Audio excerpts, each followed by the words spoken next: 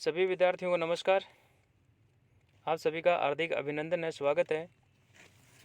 आज हम नीति शतकम के अंदर परोपकार पद्धति है उसका अध्ययन करेंगे। भवन्ति नम्रास तर्वः फलोदगमैः नवाम्बुभिर्दूर विलंबिनो घनाः अनुदधाः शतपुरुषाः समृद्धिभिः स्वभाव एव एष परोपकारिणाम्। यहाँ बाई चांस जो पद्य है इसके अंदर यदि आपको असुविधा हो तो आप इसको एक बार दो बार पढ़ लें और पढ़ करके इसका आप अभ्यास कर सकते हैं। वैसे भी परीक्षा के अंदर जो है ये पद्य लिखे हुए आएंगे, आपको केवल इनका अनुवाद वो लिखना है। तर्वः फलोदगमई है नम्राः भवन्ति।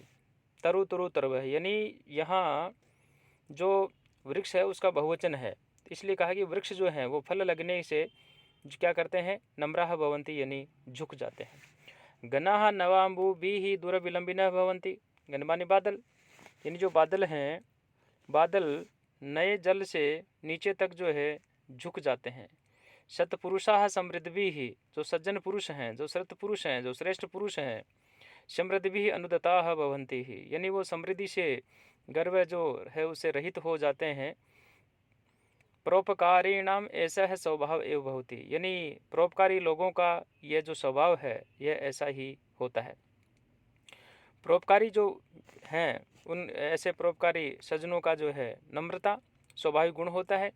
इसी बात को यहाँ बताते हुए यहाँ जो एक हमारे जो प्रकृति है उसके अंदर वृक्ष का उदाहरण दिया और उसी के अंदर जो है बादल का उदाहरण दिया, और उन उदाहरणों के माध्यम से स्पष्ट करते हुए कहा गया कि वृक्ष जब परोपकार के लिए उपयोगी जो फल हैं उनसे जब लद जाते हैं तो वे जो है नीचे की ओर झुक जाते हैं। इसी प्रकार जल जो है वह जल ऐसे जो है ये हमारा जो संसार सागर है, ये जो हमारा जगत है, इसकी प्यास बुझाने वाले परोपकारी जो बादल हैं वो भी पानी से भरे हुए होने पर जो है नीचे झुक जाते हैं। और यही स्थिति जो सत्पुरुष होते हैं उनकी होती है। उनके पास जब ज्ञान है, प्रतिष्ठा है, धन है, उनकी समृद्धि होने पर वे स्वतः ही जो है विनम्र हो जाते हैं। तो प्यारे विद्यार्थियों, इस प्रकार से आपको भी यही भाव समझते हुए आगे जो है बढ़ना है। और यहाँ जो पूर्णता उनको जो है गर्व से शून्य बना देती है, पूर्णता उनको जो है घमंड से शून्य बना देती है, पूर्णता उनको अहंकार से शून्य बना देती है। इस प्रकार से जो उपकार परायण व्यक्ति है कभी जो है वह घमंड कर ही नहीं सकता, अर्थात तो कभी घमंड नहीं करते हैं। और नम्रता उनका जो स्वभाव है ऐसा उनके प्रकृति होती है। यहाँ इस पद्य के अंदर वंशस्थ जो है छंद है और उसका जो लक्षण है वह दिया, जतौ तो वंशस्थ मुदीरितम जरौ। इसके अलावा व्याकरणात्मक जो टिप्पणियाँ हैं, शब्द रूप हैं, धातु रूप हैं, उनको भी आप जो है साथ साथ में लिखते हुए आगे बढ़ सकते हैं। श्रोत्रम श्रुतनेव न कुंडलेन दान्येन पाणिर्न कंकणेन विभाति कायः करुणपराणं परोपकार एव तु चंदनेन। करुणपराणं श्रोत्रम श्रुतेन एव विभाति न कुंडलेन पाणिः दानेन विभाति न तु कंकणेन कायः परोपकारैः विभाति न तु चंदनेन। यहाँ जो बात कही है वो इसी प्रकार से जो हमारा प्रसंग चलता है उसी प्रसंग को जो है आगे बढ़ाते हुए बात कही और कहा कि करुण पराणाम यानी दयालु जो लोग हैं उनके जो श्रोत्रम श्रुतेन ए विभाति यानी कानों की शोभा शास्त्र श्रवण से ही होती है, न कुंडलेन पाणी है और कुंडल से जो है नहीं होती है। पाणी ही दानेन विभाति यानी जो उनका हाथ है वह दान से सुशोभित होता है, कंकण इत्यादि से, न तू कंकणेन अर्थात कंकण इत्यादि से शोभित नहीं होता है। शरीर जो है वह परोपकारों से जो है उपकारों से जो है शोभित होता है, चंदन इत्यादि से कभी शोभित नहीं होता है। इसलिए यहाँ पे कहा कायः यानी शरीर परोपकार ही विभाति यानी परोपकार से सुशोभित होता है, न तू चंदनेन। अब हम आगे जो पद्य है यहाँ हम आगे चल रहे हैं। पद्माकरम दिनकरो विकचम करोति चंद्रो विकासयति कैरव चंक्रवालम नाभ्यर्थितो जलधरो अपि जलम ददाति शंतः स्वयं परहिते विहिता वियोगः। दिनकर पद्माकरम विकचम करोति, दिनकर का मतलब भगवान सूर्य से है। दिनकर है पद्माकरम विकचम करोति यानी सूर्य बिना याचना के ही जो है कमल वन जो है उसको खिला देता है। चंद्र है कैरव चक्रवालम विकासयति, चंद्रमा जो है कुमुदी का जो समूह है होता है, कुमुदनी का जो समूह होता है उसको विकसित कर देता है। जल धरे ना व्यर्थिता है जलम ददाती, अर्थात बादल जो हैं वो भी बिना याचना के ही जो है सबको जल जो है वो देते हैं। संतः स्वयं परहिते विहिता अभियोगा भवन्ति, सज्जन स्वयं ही परोपकार जो है उनमें प्रयत्नशील रहते हैं। तो इस प्रकार से यहाँ जो बातें कही जा रही हैं कि जो सज्जन है उन सज्जनों के संदर्भ में कहते हुए बात कही कि परोपकार में सहज प्रवृत्ति जो है उसको सूर्य, चंद्रमा और जो बादल हैं, मेघ हैं, उनके उदाहरणों के माध्यम से स्पष्ट किया गया। और यहाँ पर कवि जो है कहना चाह रहे हैं कि सूर्य जो है बिना प्रार्थना के ही कमल वन जो है उसको विकसित कर देता है, यानी खिला देता है। इसी प्रकार चंद्रमा भी बिना याचना के ही जो है कुमुदी नी जो होती है उनके पुष्पों को जो है विकसित कर देता है।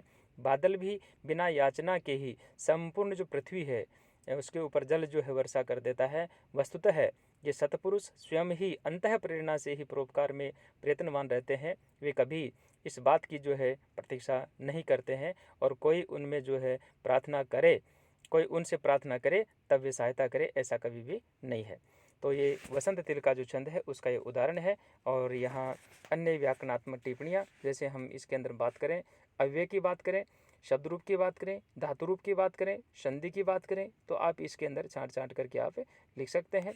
जैसे पहली जो लाइन है इसके अंदर लास्ट में सबसे सरल करोती आ रहा है, यहाँ जो है आप लट लकार जो है उसको आप बता सकते हैं कि प्रथम पुरुष का एक वचन है। इसी प्रकार से अन्य बहुत सारी इसके अंदर, जैसे मान लो तीसरी लाइन के अंदर जल धरो अपी, ये मैं सरल सरल बता रहा हूँ आपको, जल धरो अपी, यहाँ पूर्व रूप संधि है, यहाँ आप इसको बता सकते हैं। तीसरी लाइन में ही ददाती आ रहा है, यहाँ जैसे करोती आए वैसी प्रकार से ददाती आए, यहाँ पर भी आप व्याकरणात्मक टिप्पणी बता सकते हैं। यहाँ लास्ट लाइन में अंतिम शब्द आए विहिताभियोगः, यहाँ आप दीर्घ संधि जो है उसको आप कोट कर सकते हैं। तो इस प्रकार से जो व्याकरणात्मक टिप्पणियाँ हैं उनको भी हमारे को साथ साथ में जो है याद करते हुए ही आगे हमारे को बढ़ना चाहिए। एते शतपुरुषाः परार्थ घटकाः स्वार्थान् परित्यज्य ये सामान्यस्तु प्रार्थम उद्यमभृतः स्वार्था विरोधेन ये तेऽमि मानुष राक्षसाः परहितं स्वार्थाय निघ्नन्ति ये निघ्नन्ति निरर्थकं परहित ते के न जानीमहे। यानी दूसरों के प्रति व्यवहार में मनुष्यों की जो 4 कोटियाँ हैं उनको यहाँ डिवाइडेशन किया और उन्हीं के विषय में बात कही। ये स्वार्थान, यानी जो अपने स्वयं के स्वार्थ को जो स्वार्थ है उसको छोड़ करके जो परोपकार करते हैं, क्या है, स्वार्थान परित्यज्य प्रार्थ घटकः एते शतपुरुषाः, यानी जो स्वयं के स्वार्थ को छोड़ करके परोपकार करते हैं वे सज्जन पुरुष होते हैं।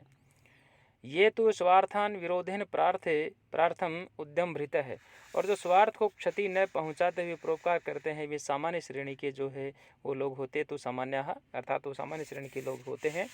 और जो ये स्वार्थान परहितम निघ्नन्ति ते अमि मानुषा राक्षसा, और ऐसे जो व्यक्ति हैं जो स्वार्थ जो है उसके लिए दूसरों को हानि पहुंचाते हैं, वे मनुष्य जो हैं, मनुष्य रूपी राक्षस हैं।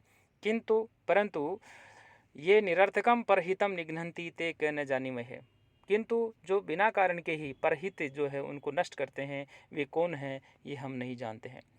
प्यारे विद्यार्थियों, यहाँ जो दूसरों के साथ जिस प्रकार का जो व्यवहार है उस व्यवहार करने में मनुष्य की 4 श्रेणियां जो हैं वो दिखाई देती हैं। उत्तम है, मध्यम है, अधम है, निकृष्ट है। उत्तम, मध्यम, इनको निकृष्ट को, स्वार्थ को छोड़कर परोपकार जो है निरत रहते हैं। मध्यम या सामान्य श्रेणी के लोग स्वार्थ सिद्धि के साथ साथ परोपकार में प्रवृत्त रहते हैं।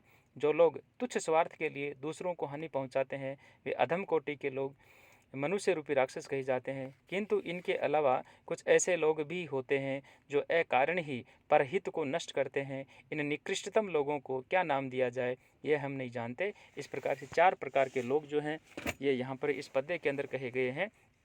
तो यहाँ आप इनके अंदर जो व्याकरणात्मक टिप्पणियाँ हैं, जैसे शब्द रूप है, धातु रूप है, उनको भी आप साथ साथ में जो है याद करते रहेंगे। जैसे पहली ही लाइन की यदि मैं बात करूं तो यहाँ पर जैसे मान लो ये आ रहा है। दूसरी लाइन की मैं बात करूं, यहाँ पर स्वार्थ विरोधेन, यहाँ आप पूर्व रूप संधि बता सकते हैं। फिर लास्ट में भी ये आ रहा है। तीसरी लाइन में यहाँ ते अमी आ रहा है, तो यहाँ ते जोड़ अमी तेमी, यानी यहाँ आप पूर्व रूप संधि बता सकते हैं।